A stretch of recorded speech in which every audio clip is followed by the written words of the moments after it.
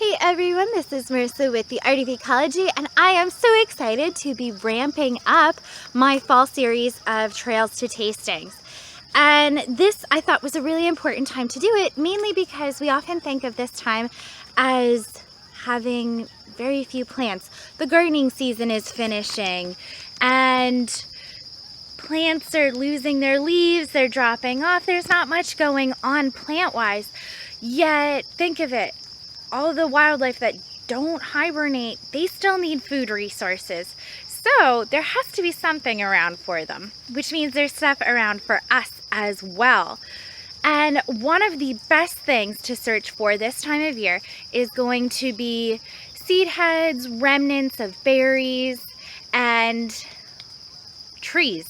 Trees themselves have lots of nutrients, just like here we've got my Eastern Red Cedar, which is going to be the feature of our first cocktail today.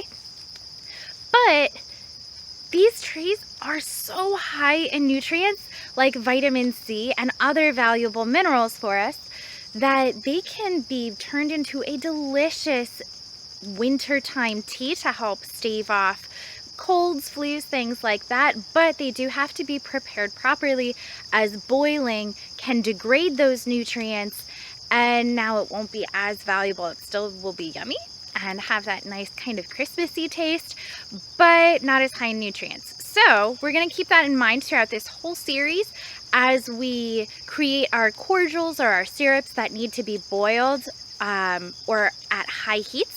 We're going to be using double boilers, and we are going to be removing things from heat right before they boil. That way we are not degrading as many nutrients as we would otherwise.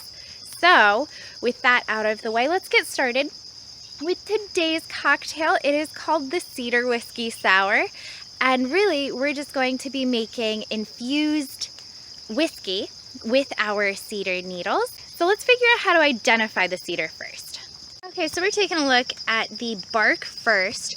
The Eastern Red Cedar was named because it has reddish color wood. We can kind of figure that they're red cedars by the fact that they have very strippy, almost exfoliating bark. So we can kind of identify the Eastern Red Cedar by its strippy bark. Next, we can identify it by its needles. We can look here and see that these are all AWL shaped needles, meaning that they're kind of spiky, shaped like an awl. They have this kind. It's a green with a faint hint of blue in it, but they also have another type of needle, and these are going to be your scale-toothed or needles that lie flat against the branch here. There we go. So you can see that these almost look as if they are smooshed down or glued to the branch. And search out for these two different needle types on one tree. Another great identifying feature are their berries. These are called juniper berries or red cedar berries. And when they are this bluish color is when they are going to be ready to be harvested. But keep in mind that these can actually be very, very strong. It doesn't take a lot. Like this would be enough for like a whole entire punch bowl, one berry per drink almost. So they can be very strong, and when had in excess can be toxic. So definitely keep that in mind as you're searching. If you want to harvest a handful of berries to use, remember just like one berry, 2 berries per glass. You will be good to go. Now for this cocktail, we are going to be infusing our whiskey with these cedar needles. So what we're going to do is you're going to take your nippers or your scissors, and you are going to cut like that. You're going to cut a handful of these off. You want to have half of your jar be needles, and then we are going to top that off with the whiskey and let that sit for a while to infuse and get that nice rich cedar flavor. Here we have an older, more adult species of the red cedar, and you can really see these like strips of bark that are hanging down, and it's almost as if they're just like taped there. And think about it, way up high can be those animals like the flying squirrel that's going to be making their nest in coniferous trees that are going to be taking these fine strips of bark, and it's so fine that it makes a really nice nesting material. We're also going to have more bird species that are going to be eating the juniper berries. Cedar waxwings, hence the name cedar, love these berries. So remember, when we're foraging, always make sure that you're leaving the plant nice and healthy. We don't want to be damaging it too much because there are other animals relying on this plant.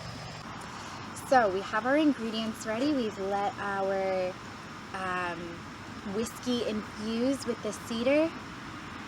Nice rich color. So now let's make our whiskey sour. I am going to make it with an egg white just because I like foam. If you don't want the foam, or if egg white weirds you out, you definitely don't have to include it. But let's get started. We are going to add 2 ounces of whiskey. We're going to add a little bit of lemon juice, about 3/4 of an ounce. The egg white will help to break up some of the harsh citrus flavor if you get too much lemon juice. Some simple syrup. Again, the 3/4 of an ounce.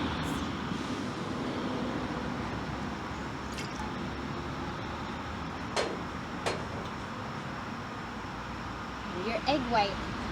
I have a little container here to capture the yolk because I'm going to use that in cooking. So save the yolk. But get that nice. Best way to do that is to just gently crack it and kind of peel half of the egg back. And then we're going to use that like a little cup to pass the yolk back and forth. And if you just heard that, the egg white will just fall right off. And then we'll save the yolk for later. Yum. Now,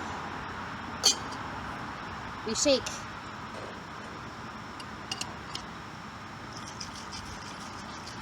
Whoa. That's called a dry shake.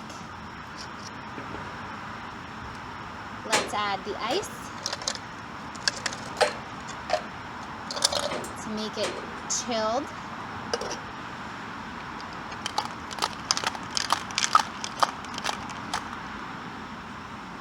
Then we're going to strain it into our cup.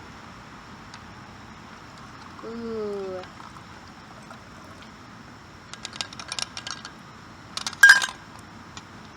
Yum. That like foamy stuff on top, that's the egg white.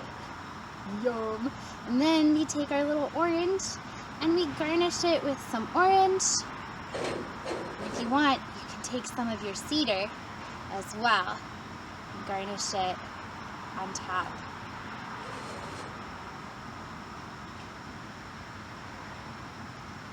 Ooh. I'm a fan of whiskey drinks. This is very sweet and fruity, but it also tastes a little bit like Christmas, which kind of is the point of the cedar. Yum. I'm sure if you let it infuse even longer, this was like 3 days, you could get a really nice rich taste. Yay. Thanks for joining me for our first of the fall Trails to Tasting. Yum.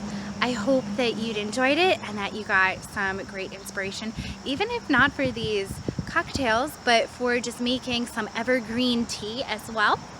That would be absolutely delicious.